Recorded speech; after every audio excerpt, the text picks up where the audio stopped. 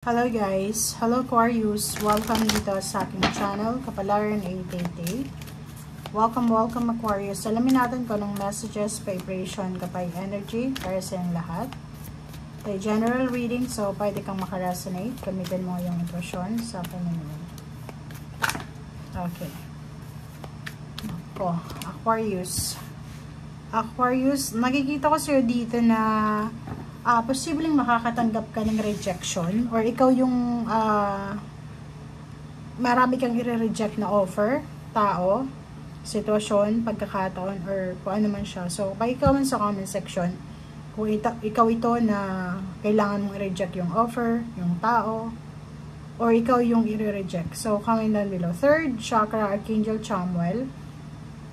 Nakikita ko sa'yo dito yung sobrang excitement. Sobrang kilig, excited ka sa posibleng pinaplano mo. So, 37, 7, 8, 9, 10 sa completion. So, pwedeng yung iba excited para sa kanilang kasal, sa pag-open ng kanilang business, sa pagda-travel, sa pagsasay ng contract, sa pagbabakasyon, sa pagbubuntis, or anything dito na excited ka.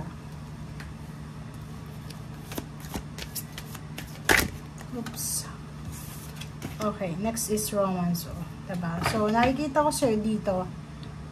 Oh. May reconsider.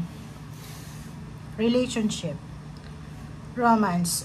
Ang nakikita ko dyan sa'yo na in a relationship ka ba? Live-in partner, girlfriend, boyfriend, mag-asawa. Kasi meron ditong message na sinasabi na kailangan mong i-reconsider yung relationship na meron ka sa ngayon.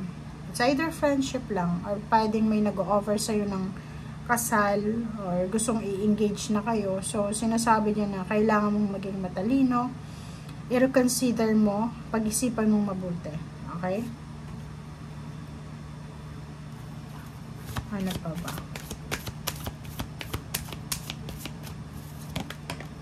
Okay. Blessings.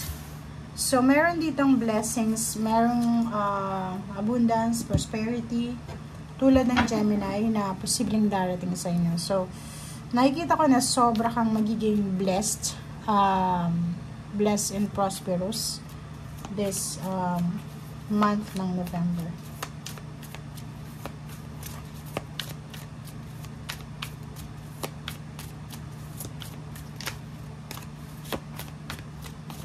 Okay, 7 of Swords. Nako. So, pwedeng yung nakikita natin ditong reconsider is yung mga relationship. Or pwedeng mga offer siya. So, nakikita ko sir dito na huwag kang masyado daw na maging excited sa mga ina-offer sa'yo. Kasi hindi malam, baka manuloko daw yan. So, ingat-ingat ka. Rejection. So, pwedeng sinasabi yung sa'yo na pwedeng huwag na munang tanggapin. Parang ganon. Knight of Pentacles, merong balita na matatanggap ka na patungkol sa usaping pera. Okay? And kaso lang, kailangan mo munang pag-isipan siya. Yun nun, diba? Reconsider, the Hermit, pag-isipang mabuti. So, hindi lang pala sa romance. So, nakikita natin dito na may possibilities na pwede kang maloko, ma-scam sa usaping pera, and then sa relationship. Ang daming biyaya na parating sa'yo. Ganun talaga. Pag maraming blessings, marami din mga tao na gustong lokohin yung mga taong blessed, diba? So, kailangan mong maging matalino sa mga decision making mo.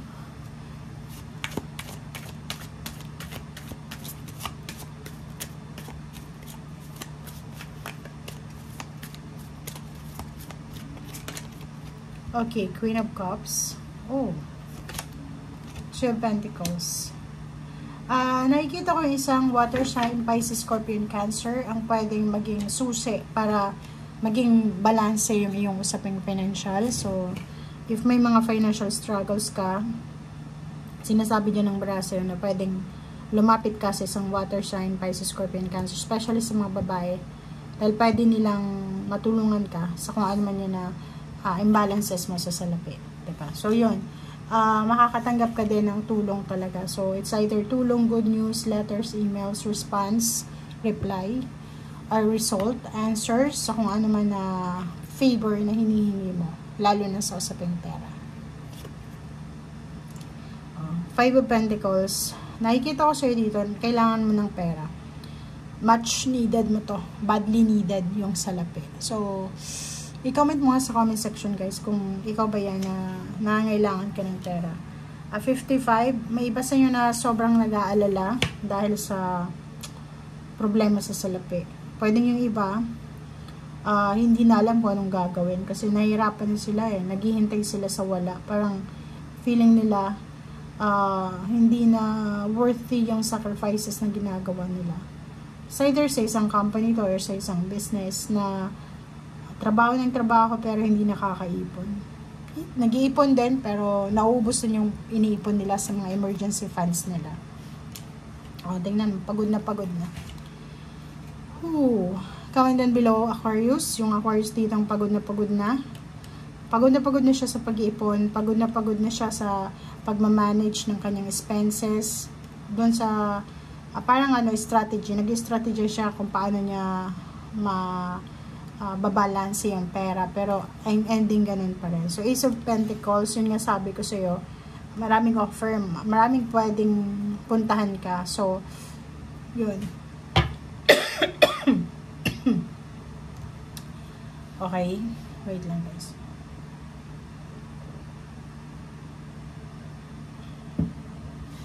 So, nakikita natin dito yung Ace of Pentacles na sinasabi sa'yo na maraming darating na offer sa'yo. Pero, kailangan mong maging matalino. Kailangan mong pag-isipang mabuti kasi mahirap Andito yung mga baraha mo na nandito yung rejection, nandito yung Seven of Swords, reconsider, Hermit.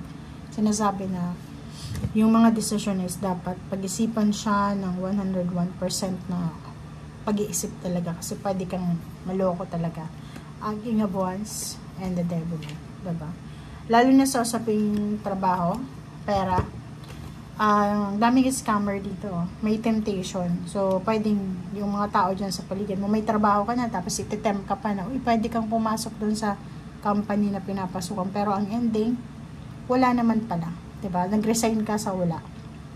May kasalukuyan kang work, tapos yayayain ka ng kaibigan mo sa kanyang pinapasukan.